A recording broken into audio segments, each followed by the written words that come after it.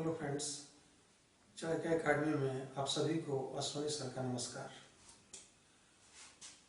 आज आप लोगों को संवैधानिक विकास का तीसरा भाग अर्थात अंतिम भाग पढ़ाने जा रहे हैं।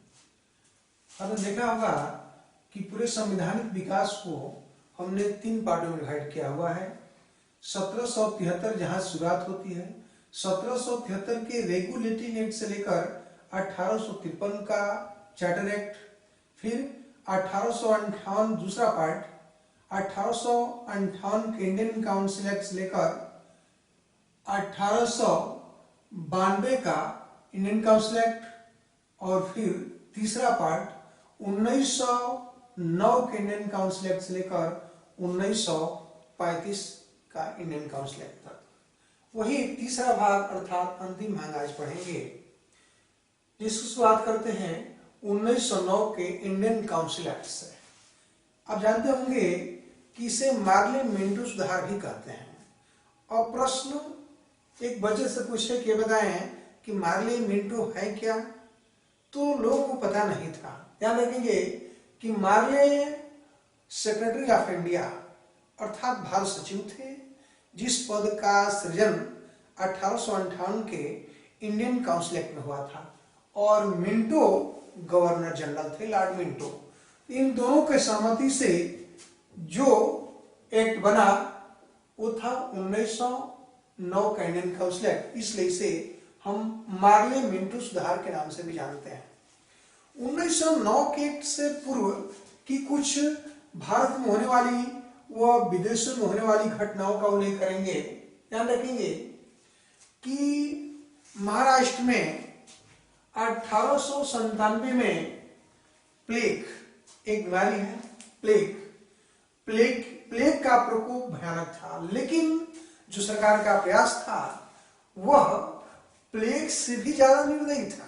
कारण अगर परिवार में एक व्यक्ति को प्लेग की बीमारी होती थी तो परिवार के सभी सदस्यों को एक गाड़ी में बिठाकर दूसरी जगह भेज दिया जाता, किसी टापू पर रख दिया जाता था। एक कोरोना से भी एक भयानक महामारी थी, लेकिन सरकार के प्रयास जो थे वो प्लेग से अधिक निर्दयी थे। इसलिए हमारे तत्कालीन जो राष्ट्रवादी नेता थे तिलक ने आलोचना की थी सरकार के प्रयासों का, और उनके तिलक से प्रभावित होकर उस समय के महाराष्ट्र के चापेकर बंधुओं ने बंबई के कमिश्नर रैंड और उनके सहयोगी एयरेस्ट, ये ध्यान रखेंगे प्लेग समिति के अध्यक्ष भी थे रैंड महोदय, उनकी हत्या कर दी थी। और इसे ही भारत में प्रथम राजनीतिक हत्या माना जाता है, जो 22 जून 1897 को हुई थी। ध्यान रखेंगे कि सिडनी रॉबर्ट ने भी अपने रिपोर्ट में इसे भारत में आतंकवाद की प्रथम घटना कहा था। प्रथम आतंकवादी विस्फोट की संख्या चापेकर बंधुओं द्वारा रैंड और उनके सहयोगी एरेस्ट की हत्या अर्थात 22 जून 1897 से की गई है। ध्यान रखेंगे तो प्लेग का प्रकोप, दूसरा लॉर्ड कर्जन की नीतियां। गवर्नर जनरल लॉर्ड कर्जन ने बंगाल का अभियान कर दिया था, जो 16 अक्टूबर 1905 को लागू हुआ। पूरे देश विरोध किया गया था, आप सभी लोग जानते होंगे, और विरोध का ही परिणाम था कि 1911 में बंगाल विभाजन को रद्द कर दिया गया, और साथ ही दिल्ली राजधानी की भी घोषणा हुई थी। इसके अलावा दक्षिण अफ्रीका में भारतीयों के साथ बढ़ता भेदभाव, इससे राष्ट्रवाद को बढ़ावा मिला था। अतः कांग्रेस की मांग पर 1909 का एक्ट पारित हुआ था, लेकिन इसका उद्देश्य कुछ और था। 1909 के एक्ट का मुख्य उद्देश्य था कि राष्ट्रवाद का गला घोटना और सांप्रदायिकता को बढ़ावा देना। इसका उल्लेख हम मार्ले द्वारा मिंटो को लिखे गए लेटर में प्राप्त करते हैं, जिसे मार्ले ने कहा था कि हम नाग का दांत बो रहे हैं जिसका फल भीषण होगा। ध्यान रखेंगे कि इसी एक्ट में पहली बार सांप्रदायिक निर्वाचन प्रणाली की शुरुआत होती है, अर्थात पहली बार मुसलमानों के लिए पृथक निर्वाचन क्षेत्र की व्यवस्था की गई थी और यही सांप्रदायिक निर्वाचन भविष्य में मीन्स आगे चलकर देश की बहन का एक कारण बनी थी। इसीलिए मार्ले ने कहा था कि हम नाक का दांत बो रहे हैं और उसका फल भीषण होगा, और भीषण किस रूप में आया? तो भारत की बंटवारे के रूप में आया था। ध्यान रखेंगे कि इस एक्ट में प्रावधान था कि अब गवर्नर जनरल की स्क्रूटिनी काउंसिल में, अर्थात कार्यकारी जो परिषद है, उस परिषद में भारतीयों को भी नियुक्त किया जाएगा। और प्रश्न पूछा जाता है कि गवर्नर जनरल की कार्यकारी परिषद में नियुक्त होने वाला प्रथम भारतीय कौन था? वो थे एसपी सिन्हा, सत्येंद्र प्रसाद सिन्हा, जो एक कानूनविद के रूप में, लॉ मिनिस्टर के रूप में शामिल हुए थे। ध्यान रखेंगे कि इसी प्रकार ब्रिटेन स्थित भारत सचिव के परिषद में भी 2 भारतीय नियुक्त हुए। वहां भी सांप्रदायिकता का खेल खेला गया। उन 2 भारतीयों में एक थे केजी गुप्ता और दूसरे थे सैयद हुसैन बिलग्रामी। ध्यान रखेंगे कि 1909 के बाद 1919 का इंडियन काउंसिल एक्ट आता है। इसके पूर्व की थोड़ा सा घटनाओं का उल्लेख करेंगे कि प्रथम विश्व युद्ध, आप सभी जानते होंगे कि प्रथम विश्व युद्ध 1914 से 1918 तक चला था। प्रथम विश्व युद्ध का कारण कई है, लेकिन मुख्य उद्देश्य था कि औपनिवेशिक विस्तार। जो यूरोपीय राष्ट्र थे वह विश्व के अन्य देशों पर अपना साम्राज्य स्थापित करने के प्रयास के लिए युद्ध लड़ रहे थे। तो प्रथम विश्व युद्ध में भारतीयों से मदद लेना था, सहायता लेनी थी। इसके अलावा मित्र राष्ट्रों का दबाव था, अमेरिका का दबाव था, रूस का दबाव था, चीन का दबाव था, और कांग्रेस ने इस समय रिस्पॉन्सिबल गवर्नमेंट की मांग की। कारण यह था कि इस समय कांग्रेस में एक नया चेहरा गांधी के रूप में आया था और गांधी द्वारा भारत में रिस्पॉन्सिबल गवर्नमेंट, उत्तरदायी सरकार की मांग की गई थी। ध्यान रखेंगे कि इन परिस्थितियों को देखते हुए तत्कालीन भारत सचिव लॉर्ड मॉन्टेग्यू ने एक सुधारों की घोषणा की थी, जिसे हम अगस्त घोषणा कहते हैं। 20 अगस्त 2017 को मॉन्टेग्यू का घोषणा पत्र जारी हुआ। ध्यान रखेंगे कि इसे अगस्त घोषणा का नाम देते हैं। थोड़ा सा लीक सेट पर बात करते हैं। एक प्रश्न आता है, अगस्त घोषणा, अगस्त प्रस्ताव और अगस्त क्रांति, ये सुनिश्चित करने को भी आता है। अगस्त प्रस्ताव 20 अगस्त 1940 का वायसराय लॉर्ड लिथगो का प्रस्ताव था। तो अगस्त क्रांति 8 अगस्त 1942 को गांधी की भारत छोड़ो आंदोलन को हम अगस्त क्रांति भी कहते हैं।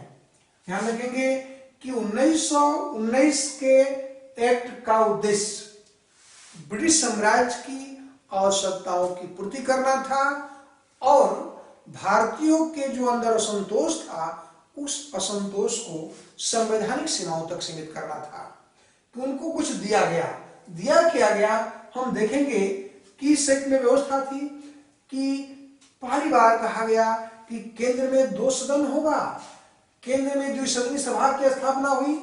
एक का नाम विधानसभा रखा गया, दूसरी का नाम राज्य परिषद। जिस तरह लोकसभा राज्यसभा है, उसी तरह लोकसभा की तरह विधानसभा निम्न सदन के रूप में स्थापित हुई, इसमें जिसका कार्यकाल 3 वर्ष रहा। राज्य परिषद उच्च सदन कहलाई, इसका कार्यकाल 5 वर्ष रहा। ध्यान रखेंगे दोनों में मनोनीत सदस्यों का ही बहुमत था, निर्वाचन सदस्यों की संख्या कम थी।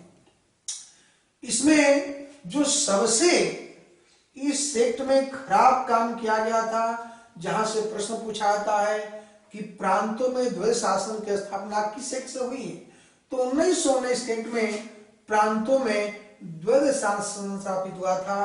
अर्थात जो प्रांतीय सूची के विषय थे, प्रांतीय सूची के विषयों को 2 भागों में बांटा गया, एक आरक्षित और दूसरा हस्तांतरित।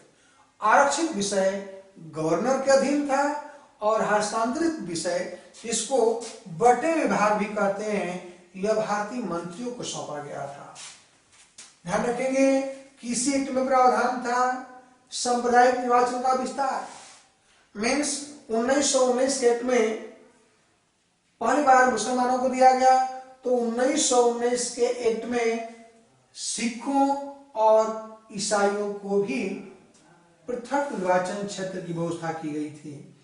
लास्ट ध्यान रखेंगे कि ब्रिटिश संसद द्वारा पारित संवैधानिक प्रस्ताव में अंतिम प्रस्ताव था 1935 का एक्ट और प्रथम प्रस्ताव था 1773 का रेगुलेटिंग एक्ट, अंतिम था 1935 का एक्ट।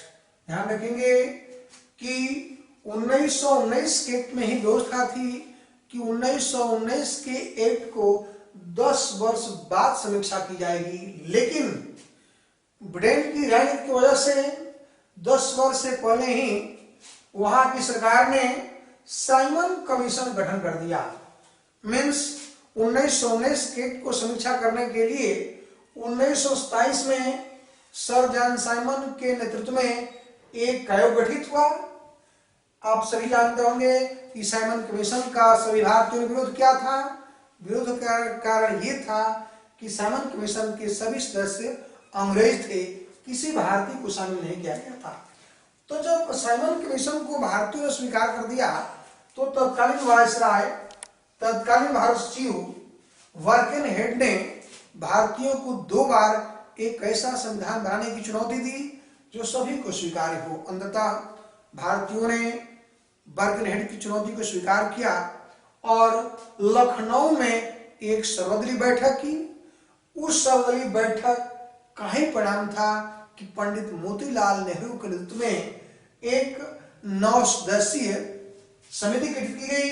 उस समिति द्वारा जो तैयार रिपोर्ट था उसे नेहरू रिपोर्ट की संज्ञा दी गई है, जो 10 अगस्त 1928 10 अगस्त 1928 को नेहरू रिपोर्ट के रूप में सामने आई।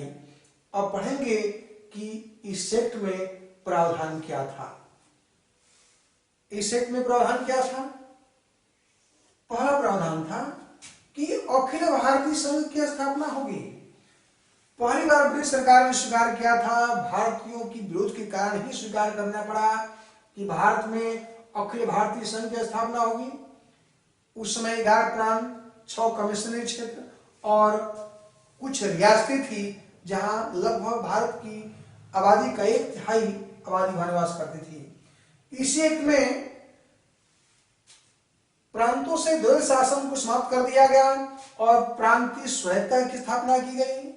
देखेंगे कि 1935 के आधार पर 1937 में चुनाव हुआ। 1937 के चुनाव में कांग्रेस ने 6 प्रांतों में स्पष्ट बहुमत पाया। 2 प्रांतों उत्तर पश्चिम सीमा प्रांत और असम में मिली सरकार बनाई, जबकि लीग ने बंगाल, लीग की सरकार कहीं नहीं बनी थी। मुस्लिम लीग के सहयोग से बंगाल और पंजाब में सरकार बनी। ध्यान रखेंगे कि इस समय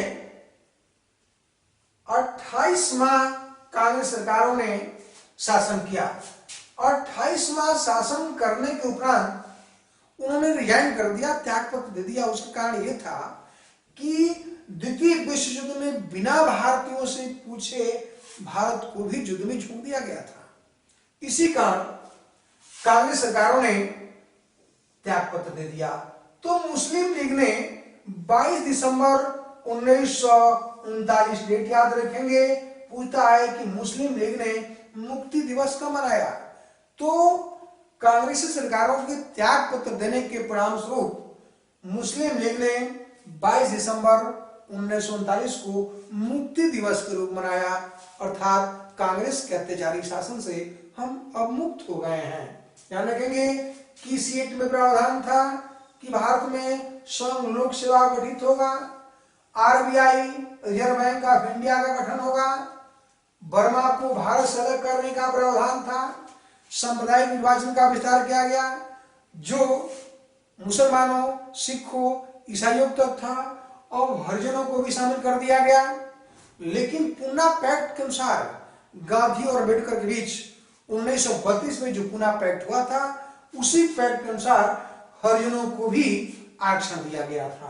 ध्यान रखेंगे कि इसी एक में प्रावधान था कि अब प्रशासनिक विषयों का बंटवारा 3 सूची, संघ, राज्य और समवर्ती सूची के रूप में होगा। आप सभी लोग जानते होंगे कि इसमें इस एक्ट के 2/3 प्रावधान वर्तमान के भारतीय संविधान के अंग हैं और यह भारतीय संविधान का सबसे बड़ा स्रोत है 1935 का एक्ट। नेक्स्ट वीडियो में हम पढ़ेंगे संविधान का निर्माण। तब तक के लिए धन्यवाद।